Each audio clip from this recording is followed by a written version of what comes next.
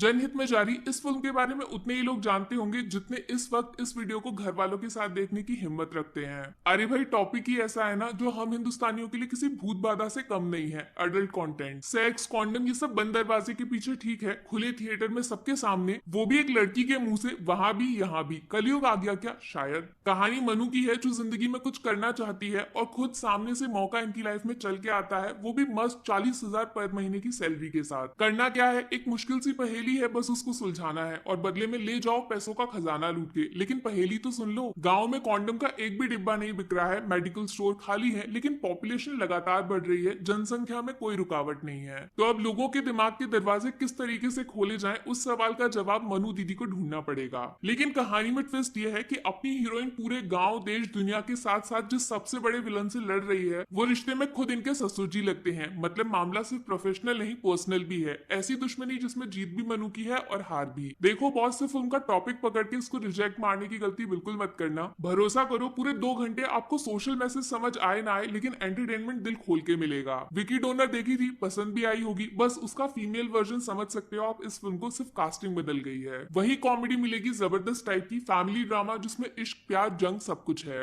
हर दूसरे डायलॉग में एक फनी लाइन आती है जिसको सिर्फ सुनकर या सोचकर आपकी हंसी छूट जाएगी। मेन मुद्दा है अवेयरनेस फैलाने का, एक सेक्सुअल टॉपिक जिसके बारे में बात करने से हम सब डरते हैं, लेकिन क्यों, ये पूछने की भी हिम्मत नहीं है किसी के अंदर। वो हिम्मत इस फिल्म में है। फिल्म का एक्स फैक्टर यही है कि इस बार हीरो नहीं, खुद हीरोइन आगे बढ़कर मर्दानगी वाली बातें कर रही है। शर्म जिससे आप डरते हो उसका कत्ल हो चुका है, लेकिन बड़ा हसीन मर्डर है ये। हाँ, सब कुछ मजाक मजाक वाला ही नहीं है, कुछ सीरियस इश्यूज भी उठाए गए हैं जिसको डिटेल में पढ़ोगे ना तो काफी कुछ सीख सकते हो आप। चॉइस आपकी है, सिर्फ हंसना है या फिर बदलना भी है। कहानी को स्पेशल बनाते हैं फिल्म में काम करने वाले लोग। ये वो एक्टर्स हैं जिनका नाम आपने नहीं सुना, लेकिन फिल्म देखने के बाद इनका काम भूल जाओ, ऐसा ये होने नहीं देंगे। थिएटर में पूरा चंदेरी वाली फीलिंग आ रही थी क्योंकि बात करने का तरीका एकदम गांव वाला है। मुंबई वाले एक्टर्स खो गए हैं, नेचुरल हंसी आएगी आपको, बनावटी नहीं। स्पेशल तारीफ करनी पड़ेगी नुसरत की, जिन्होंने इतने बोल्ड लेकिन इंपॉर्टेंट टॉपिक को सिलेक्ट करने की हिम्मत दिखाई है। कमाल की बात यह है कि फिल्म का टॉपिक भले ही सेक्सुअल है, लेकिन नुसरत का कैरेक्टर एकदम संस्कारी टाइप का है। वो ग्लैमर का लालच देकर थिएटर तक भीड़ को खींचने वाली चालाकी यहाँ इस्तेमाल नहीं की गई। यहाँ फिल्म का फन प्लस स्ट्रॉन्ग कंटेंट लोगों का दिल जीतने के लिए काफी है। साथ में विजय राज जो कैरेक्टर प्ले कर रहे हैं वो हम लोग हैं, आप, मैं, हमारे घर वाले। ढूंढोगे तो हर कोई मिल जाएगा इनके अंदर। शुरुआत में ऐसा लगता है जो ये बंदा बोल रहा है उसमें गलत क्या है, लेकिन धीरे धीरे जैसे फिल्म आगे बढ़ती है दिमाग में सिर्फ एक सवाल आता है, इतना गलत कैसे बोल सकते हो यार। मेरी तरफ से जनहित में जारी को मिलेंगे 5 में से 3 स्टार्स। पहला तो रियल कॉमेडी, दिल खोल के हंसाने वाली। दूसरा नुसरत का टॉपिक सिलेक्शन, विजय राज का फनी तरीके से विलन प्ले करना